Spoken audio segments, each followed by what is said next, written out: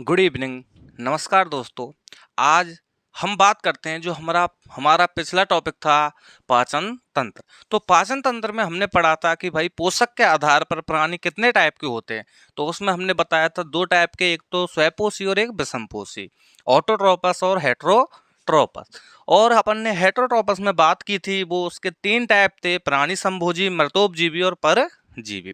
उसके बाद अपन ने बात की थी कि मानव में पाचन तंत्र होता है वो किस प्रकार से होता है, और एक डायग्राम बना के देखा था, उसमें उसके पाचक जो कौन कौन से अंग हैं जो पाचन क्रिया में सहायक होते हैं उनके बारे में अपन ने बात की। अब देखते हैं हम मानव के पाचन तंत्र में और ऐसी कौन कौन सी क्रियाएं होती हैं और ये जो अंग होते हैं किस प्रकार से हमारे पाचन तंत्र में काम करते हैं। ये अपन ने बात की थी, इस प्रकार का एक डायग्राम देखा था, उसमें यहाँ से अपन ने बात की थी मुख गुहा या ओरल कैविटी, जिसमें अपन ने देखे थे इसके दो अंग होते हैं, एक तो होते हैं दांत और दूसरी जीभ। तो अपन इसके मुख गुहा के बारे में बात करेंगे, ओरल कैविटी, मुख गुहा या ओरल कैविटी। तो बात करते हैं हम मुख गुहा या ओरल कैविटी। और मुख गुहा में जो हमारे दांत और जीभ होते हैं ये क्या करते हैं, पाचन क्रिया में सहायक अंग होते हैं। अब ये किस प्रकार से हमारे भोजन को पचित अवस्था में लाने के लिए, कि भोजन को पाचन करने के लिए सहायक होते हैं। तो देखो अपन बात करें कि दांतों के द्वारा भोजन का यांत्रिक पाचन किया जाता है। दांतों के द्वारा भोजन का यांत्रिक पाचन किया जाता है। और हमारे दांत किस प्रकार से भोजन के बड़े बड़े अणुओं को सरल अणुओं में परिवर्तित करने या चेंज करने में सहायक होते हैं। तो अपन बात करते हैं दांतों की। दांतों के बारे में अपन देखते हैं कि मानव के शरीर में जो दांत होते हैं वो होते हैं कितने प्रकार के। तो दोस्तों वो होते हैं 4 प्रकार के। और 4 प्रकार कौन कौन से, अपन बात करें, पहला हो जाएगा इंसीजर, जिसको अपन बोलते हैं कृतनक। दूसरा हो जाएगा कैनाइन, जिसको अपन बोलते हैं रदनक। थर्ड नंबर हो जाएगा प्री मोलर, जिसको अपन कहते हैं अग्र चवर्णक। और लास्ट वाला हो जाएगा मोलर टीथ या चवर्णक दांत। तो मानव शरीर में ये 4 प्रकार के दांत पाए जाते हैं, इंसीजर, कैनाइन, प्रीमोलर और मोलर टीथ। अब इनका अपन काम देखेंगे कि भाई इंसीजर दांतों का क्या काम है, कैनाइन, प्रीमोलर, मोलर दांत किस प्रकार से काम करने में सहायक होते हैं, और ऐसी कौन कौन सी संरचनाएं होती हैं जो क्या करती हैं, इनके सहायक बनाती हैं इनको अपने काम करने में। तो सबसे पहले जो कृतनक दांत होते हैं ये क्या करते हैं, ये करते हैं भोजन को कुतरने का काम या काटने का कार्य। जो इनका फंक्शन होता है वो कुतरने या काटने का होता है। और जो कैनाइन दांत होते हैं ये क्या करते हैं, भोजन को चीरने और फाड़ने का काम करते हैं। और जो कैनाइन दांत होते हैं ये हमारे मांसाहारी जंतु होते हैं उनमें सुविकसित होते हैं, क्योंकि वो क्या करते हैं, मांस का सेवन करते हैं, और जब वो मांस को खाएंगे तो क्या करेंगे, भोजन को चीरने या फाड़ने का काम बहुत अधिक मात्रा में किया जाएगा। अब अगली बात करें प्रीमोलर, ये क्या करते हैं, भोजन को चबाने या पीसने का काम करते हैं। और अपन के मोलर दांत भी क्या करते हैं, भोजन को चबाने का कार्य करते हैं। तो ये 4 प्रकार के दांत होंगे और इनके कार्य देखे अपन ने, कुतरने का, चीरने फाड़ने का, चबाने या पीसने का और चबाने का काम करेंगे। अब अपन इनकी स्थिति देखेंगे कि ऐसी कौन कौन सी स्थिति होती है जो इन भोजन को जो दांतों के द्वारा काटने या पीटने का काम किया जाता है। तो अपन बात करते हैं अपन एक मानव के दांतों के बारे में देखते हैं तो अपन देखते हैं कि इनकी संख्या किस प्रकार से होती है और किस प्रकार से ये काम करते हैं। तो अब बात करेंगे, देखो एक चीज कि जो ये मानव की मुख हुआ होती है ओरल कैविटी, इसमें क्या होता है कि ये देखो एक तो ऊपरी जबड़ा और एक नीचे वाला जबड़ा। नीचे वाले जबड़े को अपन बोलते हैं मैंडिबल और ऊपर वाले जबड़े को अपन बोलते हैं मैग्जिला। तो दो जबड़े हो गए और दोनों हड्डियों के नाम हो गए मैंडिबल और मैग्जिला।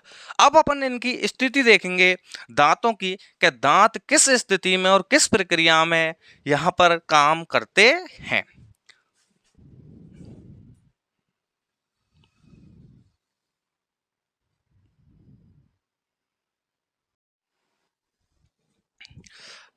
अब देखो अपन ने किया क्या कि जो इनकी चारों की स्थिति है, पोजीशन देखेंगे अपन किस पोजीशन में हमारे मुख गुहा में या ओरल कैविटी में ये दो दांत हो जो उपस्थित होते हैं। मान के चलो हम अपने दांतों को एक वर्गीकरण के हिसाब से देखें और जो हम हमारी नाक के बिल्कुल सीध में एक रेखा खींचें और इस रेखा के अकॉर्डिंग देखें कि अपन के दांतों की संख्या कितनी होती है। अब सबसे पहले देखें कि बीचों बीच में अगर रेखा खींचे तो दांत हमारे चार भागों में डिवाइड हो जाएंगे। ऊपरी जबड़े के आधे दांत इधर ऊपरी जबड़ी में और फिर निचले जबड़े में।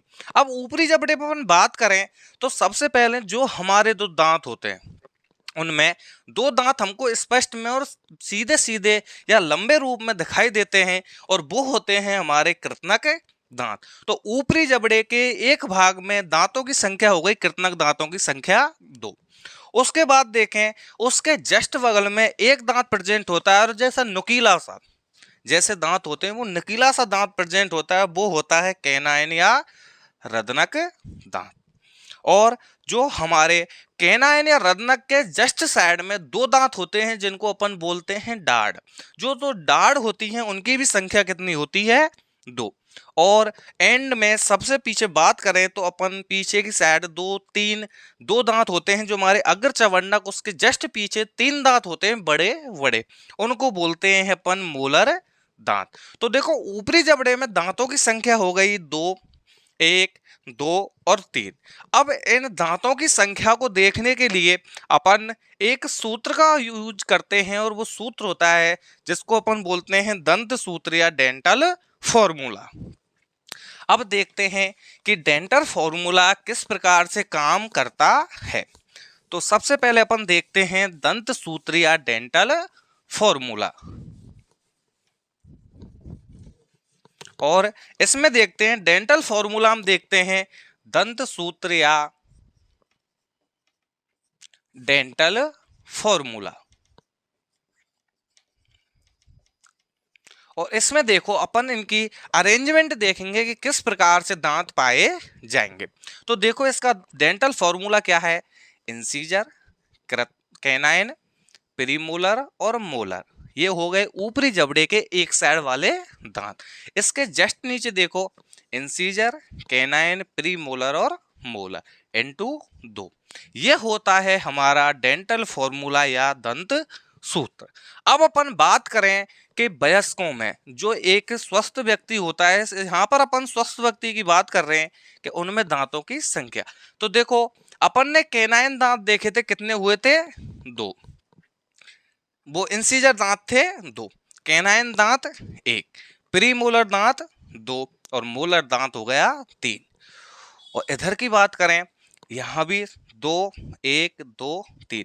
भाई जितने ऊपरी जबड़े में दांत होंगे उतने दांत क्या होंगे निचले वाले जबड़े में, इनटू क्या करेंगे 2। काउंटिंग करो 2 और 1 3, 3 2 5 और 3 8, 8 और 8 16, 16 इंटू 2 बराबर 32। तो स्वस्थ मनुष्य में दांतों की संख्या कितनी हो जाएगी भाई दोस्तों, कितनी हो जाएगी 32। अब अपन बात करें छोटे बच्चों की, जो छोटे बच्चे होते हैं उनमें क्या करते हैं दांतों की संख्या देखते हैं। तो उनमें क्या होता है कि जो ये प्रीमोलर दांत होते हैं, ये प्रीमोलर दांत क्या हो जाते हैं बिल्कुल ही एब्सेंट, ये प्रेजेंट नहीं होते। और मोलर दांत होते हैं उसमें जो थर्ड मोलर लास्ट वाला दांत भी क्या हो जाता है एब्सेंट। तो देखो एक की कमी यहाँ पर, ये क्या हो जाएगा बिल्कुल भी एब्सेंट। तो देखो इंसीजर 2, कैनाइन 1, प्रीमोलर एब्सेंट तो भाई मोलर दांत 2 बटे 2, 1, 2 और 2 इंटू 2, तो 2 और 1 3, 3 2 5, 5 और 5 10, 10 इंटू 2 बराबर 20। तो अपन बात करें कि छोटे बच्चों में दांतों की संख्या कितनी होती है, तो छोटे बच्चों में भाई दांतों की संख्या होती है 20। और देखो बड़े मनुष्यों में या स्वस्थ मनुष्य में दांतों की संख्या होती है 32। अब अपन देखते हैं एक और दांत आते हैं जो फेमस दांत होते हैं, वो होते हैं हाथी के दांत। तो हाथी दांतों की संख्या देखते हैं और किस प्रकार से होते हैं। तो आप सबने देखा होगा दांती हाथी के जो दांत होते हैं उसमें 2 दांत बाहर निकले रहते हैं, जिनको अपन बोलते हैं दिखाने वाले दांत। अब वो दांत होते हैं आगे वाले, वो क्या करते हैं, ऐसे कौन से दांत होते हैं भाई, वो क्या कैनाइन होंगे, इंसीजर होंगे, प्रीमोलर होंगे या मोलर दांत। तो उसके ऊपरी जबड़े में कैनाइन दांत होते हैं जो बाहर की साइड दिखते हैं, जिनकी संख्या क्या होती है, ऊपरी जबड़े में होता है तो वो 1 दांत इंटू 0। कैनाइन क्या होता है, एब्सेंट, क्योंकि कैनाइन विकसित होता है जो मांसाहारी जंतु होते हैं उनमें। तो देखो ये एब्सेंट, ये भी एब्सेंट, और जिसमें होते हैं भाई मोलर दांत 3। तो देखो ये भी क्या हो जाएगा एब्सेंट, ये 0, ये 0 और ये भी 3। तो 3 और 1 4 और 3 7, 7 इंटू 2 बराबर 14। तो हाथी में दांतों की संख्या क्या होती है 14। अब अपन बात करें अगली, और आगे की बात में देखते हैं। अब देखो आपने देखा था कि भाई वयस्क में 32 दांत, बच्चों में 20 दांत और हाथी में 14 दांत। अब अपन बात करेंगे एक क्वेश्चन के रूप में, देखेंगे कि भाई एक क्वेश्चन होगा, और क्वेश्चन क्या है, क्वेश्चन है ऐसे स्थायी दांत की संख्या बताओ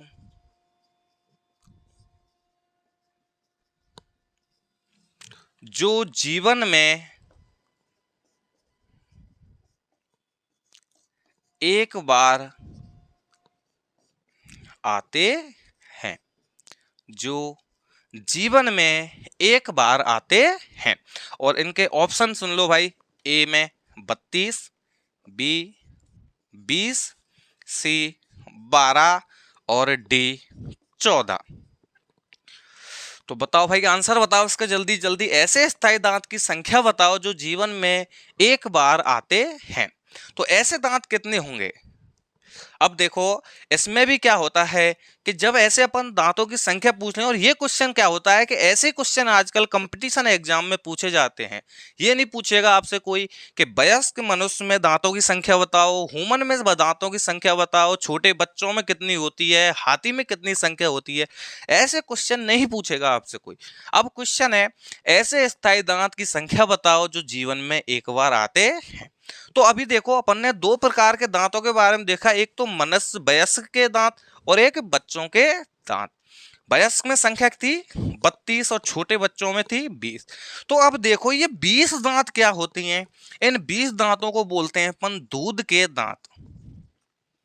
और ये क्या होते हैं, ये होते हैं भाई अस्थाई दांत। क्योंकि देखो दूध के दांत क्या होते हैं, बचपन में आते हैं और थोड़ी उम्र बाद 10 से 11 उम्र में ये दांत अपन के झड़ जाते हैं या टूट जाते हैं। तो फिर देखेंगे उसके बाद आते हैं ये 32 दांत, जिनको अपन बोलते हैं स्थायी दांत। तो देखो कि ये 12-20 दांत तो क्या है कि एक बार टूट गए और फिर से भी आ गए। एक बार टूट जाएंगे जो दूध के दांत होंगे और उसके बाद स्थायी दांत आएंगे। तो ये 20 दांत तो क्या होंगे, एक बार टूट जाएंगे। और 32 दांत आएंगे, तो 32 में से देखो इसको 20 को माइनस कर दो, 32 में से 20 को, और 20 को माइनस क्यों किया, क्योंकि ये जो 20 दांत थे ये थे भाई दूध वाले दांत, जो ये तो झड़ने के बाद भी दोबारा आएंगे। तो 32 में से 20 इंटू किया, माइनस किया, तो कितना आया आंसर 12। तो मानव में 12 दांत ऐसे होते हैं जो लाइफ में केवल एक बार ही आते हैं। और अगली चीज, जो मानव में लास्ट वाला दांत होता है जिसको अपन बोलते हैं थर्ड मोलर टीथ या अक्कल दाढ़, इसको क्या होता है, इसको मानते हैं अवशेषी अंग। इस माँ का मानव में कोई काम नहीं होता। अब इस अक्कलदाढ़ का काम था कि जब हजारों वर्ष पूर्व हमारे पूर्वज बंदर थे, तो क्या होता, उनका जबड़ा भी मुंह का बड़ा होता था। अगर वो कोई भी चीज को खाएंगे तो क्या करेंगे, साइड वाले जबड़ों का यूज करते, तो वहां ये सक्रिय एक्टिव ऑर्गन के रूप में जाना जाता। लेकिन अब क्या है, अब इसको अपन थर्ड मोलर टीथ, क्योंकि मानव शरीर में इसका कोई भी यूज नहीं है। कभी कभी क्या हो जाता है कि लास्ट वाले दांतों में दर्द हो जाता है, तो अपन ऑपरेशन के द्वारा इस दांत को ही शरीर से क्या निकाल देते हैं अपन, बाहर। अब और बात करते हैं दांतों के बारे में कि भाई ऐसी कौन कौन सी चीज हैं जो मानव की ओरल कैविटी या मुख गुहा में पाई जाती है। तो देखो, छोटी छोटी चीजें, और कंपटीशन में कभी कभी इनके बारे में पूछ भी लेते हैं कि भाई टीथ में ऐसे कौन कौन से चीज है। तो सबसे पहले जो इस टीथ का अध्ययन होता है, जिसको बोलते हैं अपन दांतों का अध्ययन, इसको अपन बोलेंगे ओडेंटोलॉजी। दांतों का अध्ययन ओडेंटोलॉजी। अब पीछे पूछेंगे भाई दांतों में प्रोटीन, तो दांतों में प्रोटीन पाई जाती है डेंटिन प्रोटीन। और दांतों का निर्माण किस तत्व से, तो इनका निर्माण होता है भाई कैल्शियम और फॉस्फेट से। कैल्शियम और फॉस्फेट से मिलकर इनका क्या होता है, निर्माण। अगली तत्व पूछ लें कि देखो, दांत का इनेमल भाग मानव शरीर का सबसे कठोर भाग होता है। सबसे कठोर भाग होता है। और अगला क्वेश्चन करें कि मानव शरीर की सबसे मजबूत हड्डी, तो भाई सबसे मजबूत हड्डी भी हमारी मुख गुहा में पाई जाती है, और वो कौन सी होती है, हमारे निचले जबड़े की मैंडिबल हड्डी। हमारे निचले जबड़े की मैंडिबल हड्डी, जो क्या होती है, हमारे मानव शरीर की सबसे बड़ी हड्डी होती, सबसे मजबूत हड्डी, सबसे बड़ी हड्डी होती है फीमर, जो कि पाई जाती है जांग में। और सबसे छोटी हड्डी होती है कान में पाई जाने वाली स्टेपिज हड्डी। और कान में देखो 3 हड्डी पाई जाती हैं, जिनको अपन बोलते हैं इनकस, मैलियस और स्टेपिज। ठीक है भाई, तो ये अपन के दांतों के बारे में हुई। और एक क्वेश्चन पूछ लें कि अगर दांतों के रोग की बात करें, तो दांतों में होता है फ्लोरोसिस। जब पानी में फ्लोराइड की मात्रा, फ्लोराइड की मात्रा 1 ppm पार्ट पर मिलियन, फ्लोराइड की मात्रा 1 ppm से क्या हो जाती है भाई, अधिक। जब 1 ppm से अधिक हो जाएगी, तो मानव के मुख में क्या हो जाएगा, फ्लोरोसिस रोग। और जब फ्लोराइड की अधिकता के कारण ये रोग होता है, तो मानव के दांतों का रंग क्या हो जाता है भाई, पीला पड़ जाता है। तो देखो, मुख गुहा में अपन ने बात की दांतों के बारे में कि भाई दांतों में कौन कौन सी चीज पाई जाती हैं, किस प्रकार से काम करते हैं। अब देखो, अब अगली चीज पढ़ते हैं। और देखो, अपन का दूसरा टॉपिक है ओरल कैविटी का ही, जिह्वा या जीभ। अब देखो कि मानव का जो दांत होते हैं, वो तो क्या करते हैं, भोजन का यांत्रिक पाचन। लेकिन जीभ के द्वारा क्या किया जाता है, भोजन का किया जाता है रासायनिक पाचन। कि जो भोजन हम किस अवस्था में अपन के शरीर में प्राप्त कर रहे हैं, हम कोई भी भारी चीज को खा रहे हैं, तो वो भोजन आगे चल के हमारे शरीर में किस प्रकार से जाएगा, किस प्रकार से काम करेगा, उसके बारे में हम पढ़ते हैं जीभ में। और जीभ में क्या होता है, कई प्रकार की स्वाद ग्रहण करने वाली, जिनसे हमें स्वाद का पता लगता है, ऐसे हमें स्वाद पैपीला या स्वाद कलिका पाई जाती है। तो अपन बात लिखेंगे इसमें पहली, भोजन के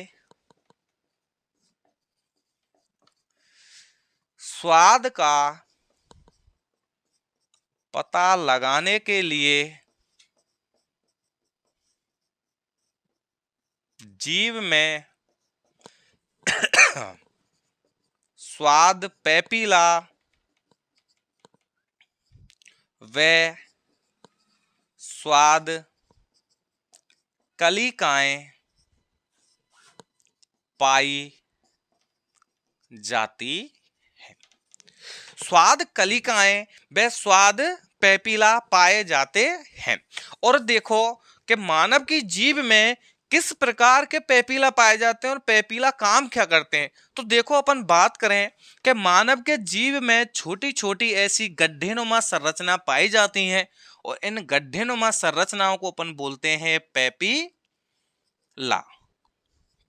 और इन पैपिलाओं के अंदर ऐसे इस क्रम में कुछ संरचनाएं पाई जाती हैं जिनको अपन बोलते हैं स्वाद कलिका या टेस्ट बड। स्वाद कलिका या टेस्ट बड। अब देखो मनुष्य में 4 प्रकार के पैपिला पाए जाते हैं। कौन कौन से, तो अपन देखें 4 प्रकार के पैपिला। और पैपिला में देखे अपन देखते हैं, पहला देखते हैं अपन फंजीफॉर्म, फोलियट, फोलियट। तीसरा होता है भाई सरकमबैलेट। फंजीफॉर्म, फोलियट, सरकमबैलेट। और चौथा होता है फिलीफॉर्म। चौथा होता है फिलीफॉर्म। तो देखो फंजीफॉर्म, फोलियट, सरकमबैलेट और फिलीफॉर्म। अब ये हमारी जीभ में किस प्रकार से उपस्थित रहते हैं और किस प्रकार से हमारी जीभ में क्या करेंगे, ये काम करेंगे जिससे हमें स्वाद का पता लगेगा। अब देखो मानव की जीभ में किसी भी प्रकार की कोई भी स्वाद ग्रंथि नहीं पाई जाती है। इसमें स्वाद कलिका और स्वाद पैपिला भी पाए जाते हैं। तो एक अपन जीभ की संरचना देखें, मान के चलो इस प्रकार की हमारे शरीर में क्या हो गई, जीभ। ये क्या है, जीभ। तो इसके सबसे ऊपरी वाले भाग पर ऐसी संरचना पाई जाएगी जिसको अपन बोलते हैं सरकमबैलेट। क्या बोलते हैं भाई, सरकमबैलेट। और सरकमबैलेट के जस्ट नीचे यहां पर ऐसी संरचना में पाए जाते हैं जिनको अपन बोलते हैं फोलिएट। फोलिएट। और फंजी फॉर्म का मतलब समझ रहे हो, फंजी यानी फंजाई के समान या कवक के समान संरचना। तो कवक के समान संरचना, ऐसी संरचना हमारी जीभ में पाई जाती है जिनको अपन बोलते हैं फंजी फॉर्म। जिनको अपन बोलते हैं फंजी फॉर्म। और इनके बीच बीच में ऐसी संरचना में जो प्रेजेंट पैपिला होते हैं उनको अपन बोलते हैं भाई फिलीफॉर्म। जिनको अपन बोलते हैं फिलीफॉर्म। भाई देखो इसका डायग्राम वगैरह जब बनाए तो तुरंत ऐसे ले लिया करो। तो देखो फिलीफॉर्म हो गया, फंजीफॉर्म हो गया, फोलिएट हो गया और सरकमबैलेट हो गया। अब अपन बात करें स्वाद की, तो मानव शरीर की जीभ से किस भाग से किस प्रकार का स्वाद पाया जाएगा और कौन कौन सी ऐसी जगह होंगी जो जीभ में क्या करेंगी, अपन के स्वाद का अनुभव करवाएंगी। तो देखो एक अगला डायग्राम बना लें जीभ का। तो देखो ये जो ऊपर वाला भाग होता है ये मानव शरीर में कड़वेपन का स्वाद देगा। ये ऊपर वाला, इसको अपन नंबर 1 बोल देते हैं। फिर इसमें यहां पर ऐसी संरचना में ये वाला भाग होता है जो अपन को देगा कैसे, खट्टेपन का स्वाद।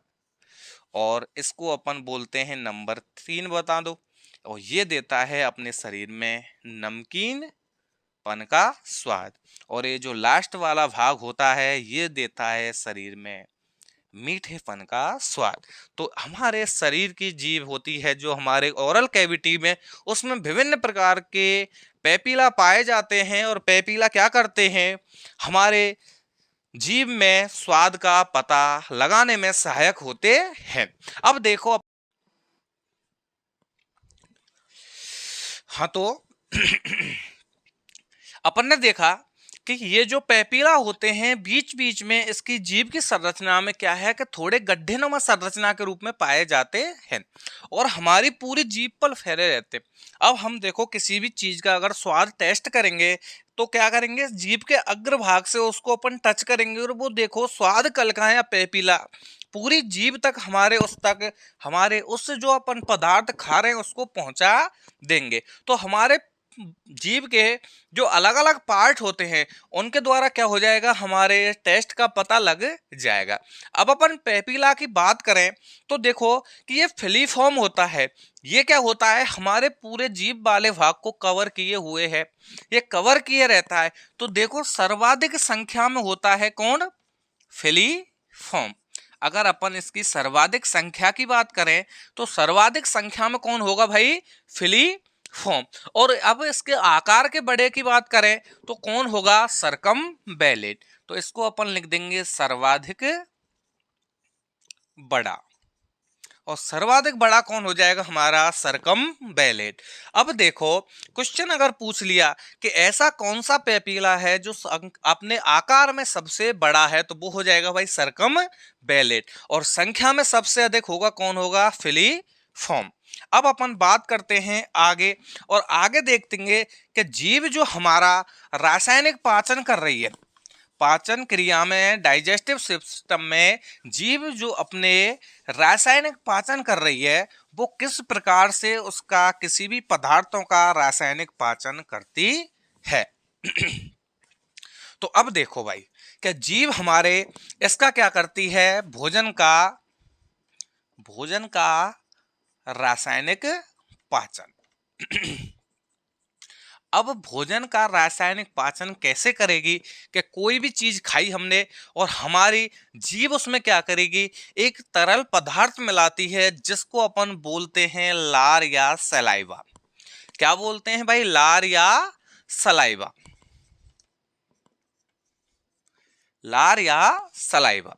अब देखो लार या सलाइवा क्या करती है कि हमारी लार में ऐसे कौन कौन से एंजाइम पाए जाएंगे जिसके कारण भोजन को पाचन क्रिया करने में क्या कर रही है, सहायक।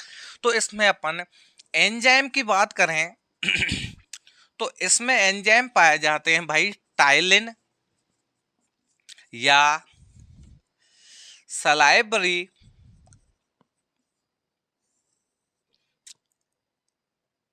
या देखो या तो टाइलिन पाया जाएगा या फिर पाया जाएगा भाई सलाइबरी एंजाइम। ठीक है भाई, सलाइबरी एंजाइम जिसको अपन लार एंजाइम के रूप में जानते हैं। अब ये क्या करेगा, ये हमारी एक चीज और है कि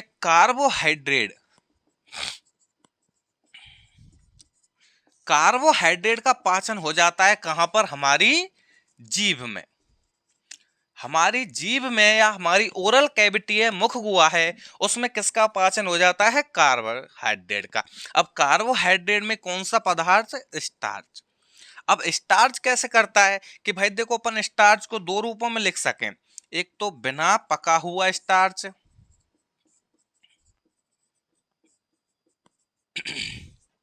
और दूसरा होता है पका हुआ स्टार्च। इसमें क्या करेगा, टाइलिन एंजाइम इनसे क्रिया करके इसको तो चेंज कर देगा डेक्स्ट्रीन में, और इसको चेंज कर देता है माल्टोज में, डेक्स्ट्रीन और माल्टोज। और ये क्या है, डेक्स्ट्रीन हमारे शरीर का एक तत्व होता है और माल्टोज क्या होता है, इसको अपन ओलिगोसैकेराइड में भी डाइसैकेराइड के नाम से जानते हैं, जो क्या करता है, दो मोनोसैकेराइड इकाइयों से मिलकर बना होता है। और मोनोसैकेराइड इकाई होती है कौन सी, ग्लूकोज प्लस ग्लूकोज। और जब ग्लूकोज प्लस ग्लूकोज एक बंध होता है जिसको अपन बोलते हैं ग्लाइकोसाइडिक बंध। ग्लाइकोसाइडिक बंध में निर्जलीकरण OCH2O क्या निकल जाता है बाहर, तो इसका निर्माण होता है। अब ये एंजाइम क्या करेगा, बिना पके हुए स्टार्च को तो चेंज कर देगा डेस्ट्रीन में, और पके हुए स्टार्च को चेंज कर देता है माल्टोज में। अब अपन इसके लार के पीएच मान की बात करें तो इसका पीएच मान होता है 6.35 से 6.85, 6.35 से 6.85, जो क्या होता है हल्के अम्लीय प्रकृति का होता है, हल्के अम्लीय प्रकृति का होता है। कौन, हमारी लार। अब देखो इन दोनों एंजाइम के अलावा एक और एंजाइम पाया जाता है हमारी लार में जिसको अपन बोलते हैं लाइसोजाइम। जो क्या करता है, जो कर देता है भाई बैक्टीरिया को नष्ट, बैक्टीरिया को किल करने का काम, या अपन बोले प्रतिजीवान्विक एंजाइम के रूप में काम करता है कौन, हमारा लाइसोजाइम। और लाइसोजाइम लार के अलावा अश्रु, पसीना आदि पदार्थों में भी पाया जाता है। और ये अपन के बात हो गई भाई लार की। तो अब हमने देखो हमारी मुख गुहा में दो चीजों की या दो अंगों की बात करी, एक तो दांत और दूसरे जीभ। अब इसमें अपने दांत देखा जो कृत्रिम पाचन कर रहा है, भोजन को छोटे छोटे टुकड़ों में क्या कर रहा है, चेंज। और लार क्या कर रहा है, उसी भोजन को क्या कर रहा है, रासायनिक पाचन। अब जैसे रासायनिक पाचन करेगा तो अपन का भोजन क्या हो गया, एक लसलसी अवस्था में हो जाएगा, और ग्रसनी और ग्रसका के द्वारा हमारे शरीर से क्या हो जाएगा, नीचे की साइड चला जाएगा। तो बात करते हैं हम अगली क्लास में, और अगली क्लास में पढ़ेंगे हमारे पाचक अंग के, जो पाचन तंत्र है उनके विभिन्न अंगों के बारे में। तो थैंक यू सो मच।